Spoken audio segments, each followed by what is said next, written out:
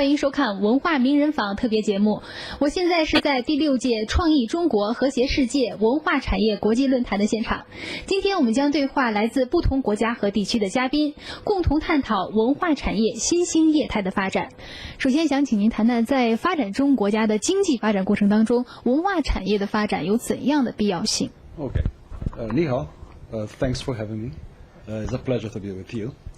On this particular question, on the perspective of trade, there is a number of developing countries that are helping world growth to compensate for reduction in the world economy.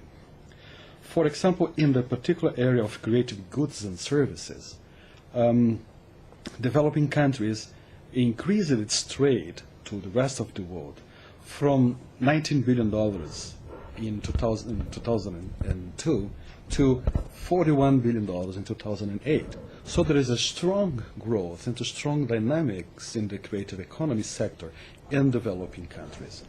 Therefore, other developing countries should consider this as an option and integrate and provide more consolidation and partnerships with other developing countries.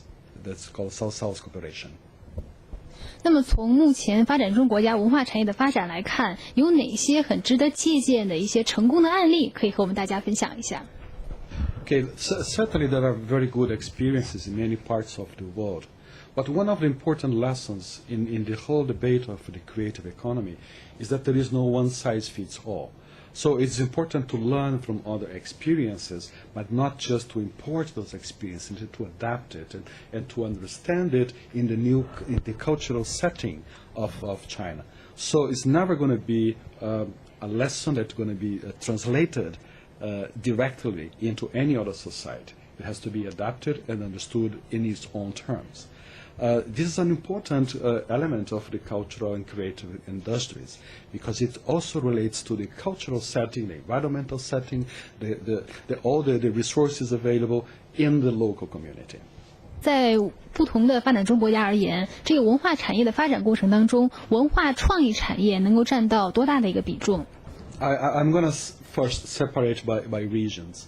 It's important to note that are very different growth and representation of the market share in the world from different regions. Asia is where we can find the biggest dynamics. Latin America, for example, has only 4% of the world share. Africa, unfortunately, only 1%.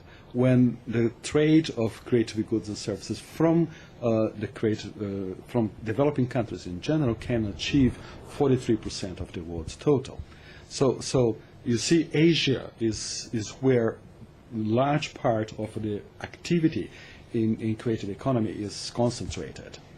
So that's the first part of the question. So if you see that this is where most of the dynamic is situated, of course it has different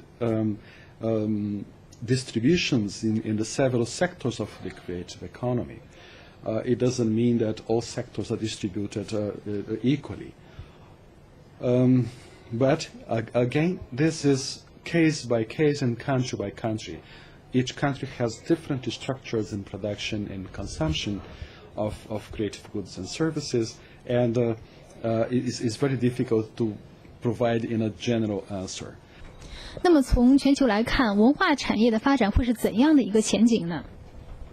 Well, we can answer mostly on the big expectations that we have on this segment. Is not just on the growth or economic growth that we're looking for. We are looking for the impact and the possibilities that this segment brings into the development community. For example, the inclusion, the possibilities of social inclusion, and bringing segments of the society that don't have any other option to participate in this segment is one of the possibilities that creative economy offers. For example, the inclusion of the works of youngs in many societies where there are no other opportunities as well. So the whole segment is provided a unique opportunity to engagement of youngs or the engagement of women. So those are the main elements that I see not just the economic growth, but the inclusiveness that it brings. And at the same time, you can see that this is one of the few segments that is sustainable, environmentally sustainable. So it doesn't provide pollution, for example. So I believe with the growth of this segment, the world's going to be better and happier. 非常感谢您接受我们的采访，希望您在北京能够过得开心。 Pleasure to be with you.